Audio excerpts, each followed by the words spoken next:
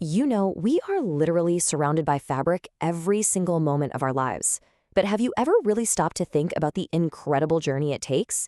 Well, today we're going to follow that thread all the way from a single tiny fiber to the finished clothes we wear and uncover a pretty amazing story of ancient art and high-speed technology. No, really, just take a look at the shirt you're wearing right now. It didn't just magically appear on a hanger. It has an entire history. It's traveled across the globe, it's been through massive machines, and some pretty complex chemical processes. So let's trace that journey right back to the very beginning. So, here's our game plan. We're going to break it all down into 6 key stages. We'll start with the raw materials, then see how they're literally woven together. We'll explore the wild technology that makes it all possible, add a splash of color, and then, we'll have to look at the environmental price tag. And finally, we'll see how the industry is trying to innovate for a much better future. All right, let's dive in. Every single piece of fabric, I don't care how fancy or complex it is, starts with one simple thing: a thread. And creating that thread, well, that's the first crucial step in our whole journey. Okay, so picture this. It all starts with these huge bales of raw material, like cotton. They get fed into machines that mix, pluck, and blend them all up. Then comes this really critical process called carding. And you can think of it like a giant industrial comb that gets all the fibers pointing in the same direction. The whole goal is to turn that messy clump of fluff into a clean, strong, continuous yarn that's ready to be woven into fabric. Now that we've got our thread, we get to the really ancient and kind of magical part of the process: weaving. This is how we actually create cloth. You know, the concept itself is beautifully simple. You've got one set of threads held really tight, running up and down. That's called the warp. Then you weave another thread, the weft, from side to side, going over and under those warp threads. That simple action, repeated millions and millions of times, is the foundation for pretty much every piece of clothing you own. And this is the machine that makes it all possible: the loom. The key idea here is actually pretty simple. The vertical warp threads are stretched super tight. Then these little frames called heddles lift some of those threads up, which creates a little tunnel. That's called the shed. A shuttle then flies right through that tunnel, carrying the horizontal weft thread. Then the heddles switch, and it flies back. That right there, that's the heartbeat of weaving. Now, the real magic is in the pattern. The simplest one is the plain weave. Just over one, under one, over one, under one. Think of a basic cotton shirt. It's strong, it's crisp. But if you change that pattern to go, say, over 2 threads and under one, you get a twill weave. And that tiny change creates that strong, diagonal texture you can probably feel right now on a pair of jeans. And finally, there's satin, which just shows you how much the structure affects the texture. With satin, the threads are woven so they barely interlace at all. Instead, one set of threads kind of floats over these long stretches of the other. And that lack of interruption is what reflects the light and gives satin its famously smooth, glossy finish. Now, making fabric by hand is a beautiful art, for sure. But for the clothes most of us are wearing, it's a story of industrial revolution. The loom has evolved so dramatically, from these simple hand-powered frames to, well, mind-bogglingly fast machines. This table really tells the whole story. So a pick is just one pass of that weft thread.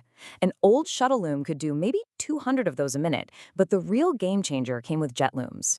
Instead of a physical shuttle flying back and forth, they use a precise blast of air or water to fire the thread across. And the result? Speeds of up to 2,000 picks per minute, a 10-fold increase in productivity that just changed everything. So here it is: the old versus the new. The shuttle loom is this mechanical workhorse. It's tough, it's reliable, but it is deafeningly loud and so slow. The modern airjet loom, on the other hand, is a technological marvel. It's a quiet, efficient speed demon. The trade-off is really precision and cost versus versatility and tradition. Let's just pause on that number for a second. 2,000 picks per minute. That means the weft thread is being shot across the loom more than 30 times every single second. When you compare that to the old shuttle looms 2 or 3 times a second, the leap in productivity is it's staggering. So now we've got our raw woven fabric.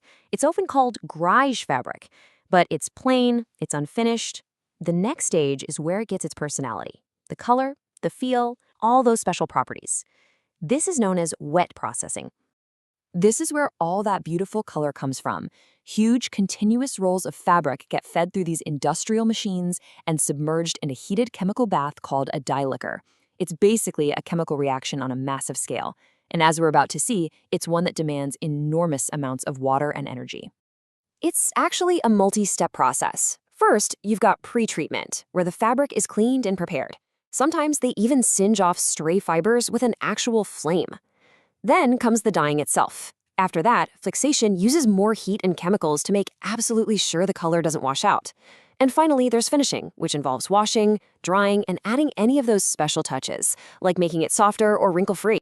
Okay, so all that speed, all that heat, and all that chemical processing we just saw, it comes at a cost. And it's not a cost that's on the price tag.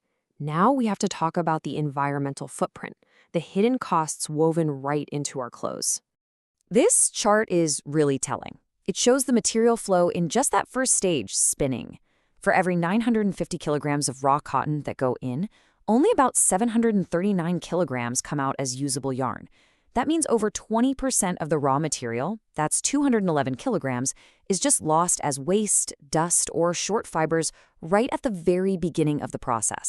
And what about energy? Textile manufacturing is incredibly energy hungry, and this thermal image is a perfect illustration. It shows a piece of machinery where the surface temperatures are hitting over 128 degrees Celsius. All of that bright red and yellow you see is just energy, pure heat, bleeding out into the atmosphere, completely wasted. And then there's water.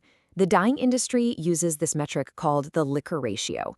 A pretty typical ratio is 1:7. What that means is for every 1 kilogram of fabric, which is enough for maybe 4 t-shirts, it takes 7 liters of water just for the dyeing process. Now multiply that by the billions of garments made each year, and the scale of water use becomes absolutely staggering.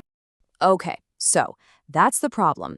But the good news is the industry is aware of its footprint, and it's actively developing solutions. So let's look at how we can start weaving a more sustainable future. So, how do you fix these problems? Well, by innovating at every single step. To combat that heat loss we saw, factories are insulating their pipes and machinery. To cut down on water use, they're inventing new dyeing machines with much lower Licker ratios and using technologies like ozone to finish denim with a gas instead of tons of water. Every single part of the process is being re-engineered for efficiency. And this isn't just theoretical stuff. Major brands are putting this into practice. Levi's, for example, developed their Water-Less program, which uses techniques just like that ozone finishing. The result? They've managed to save an average of 12 liters of water for every single pair of jeans made with these methods. This proves that real, measurable change is absolutely possible. So you see, the journey of our clothes is this incredible story of art, science, and environmental impact. It shows us how far we've come, but also how far we still have to go. The choices being made in factories are important, for sure, but so are ours. The next time you choose a garment, you're choosing a part of this story. So the real question is, what story will you choose to wear?